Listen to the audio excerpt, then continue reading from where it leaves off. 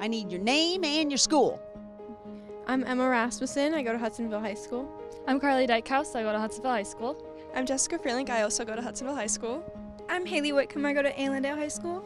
I'm Ashley Carroll. I also go to Allendale High School. I'm Lucy Burkhorst, and I go to Zeeland East High School. All right, I'm going to be random here and ask, what was your project? Let's start with you.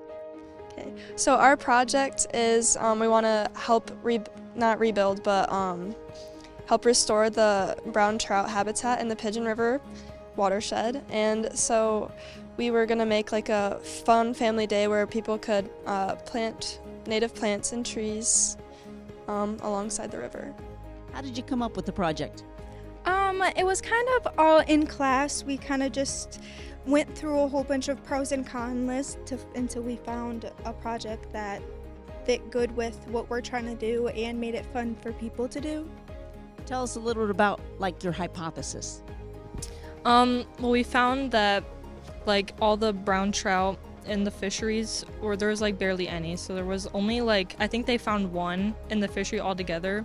So we wanted to just kind of make a plan where we could plant native plants and we could pull invasive species and pick up trash, and that would kind of help restore the brown trout fishery and help with the environment around the Pigeon River as well. Describe one of your days.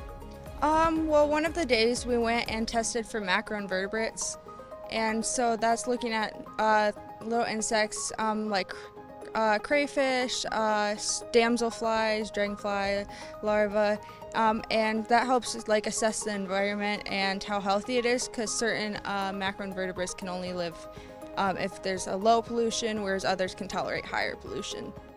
What was it like working as a team? It was really nice because we each had our own other group. So we each had, there were 3 to 4 people in each group, so we each had our own task, and we would switch the tasks so everyone got a chance to try everything. And so we were trying new things and working together, and so it was really good experience. Why was this project important? Because there's not a lot of trout in the river, so we're trying to increase the amount of trout and so therefore increase the biodiversity of the river, and that makes a healthier, more resistant to change river. What did you learn that you might not have learned prior? That for a lot of the macroinvertebrates, they really tell which ones are pollution sensitive and which ones aren't, and it can really be an indicator on what is going on. Why is this project important for the community? I think it helps bring everyone together as a community, but also help the environment in kind of a fun way. It just brings everyone together to do something that would help in the long run, climate change and the fish population and just the overall healthiness of the river. And what did you learn from this? We learned all the types of ways that you can help restore the environment, and we learned about different native plants you can plant and how their roots are so deep and absorbent, so they're good for bank stability and they're just good for the environment. We learned about different invasives too that are, and how they're good to be pulled because they're not good for the environment. And we also learned about the positives of picking up pollution and how overall it's just really good for the environment. Was it pretty cool working with your instructor? Yeah, she's definitely taught me a lot personally, and I think the whole class can say that. She's really good at especially focusing on everyone's strong suits and almost changing her teaching style to fit what the class would learn better from.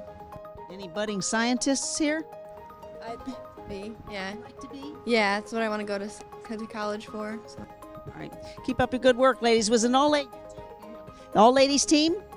Okay, let's whoop it up for that. 1, 2, 3. Whoop, whoop.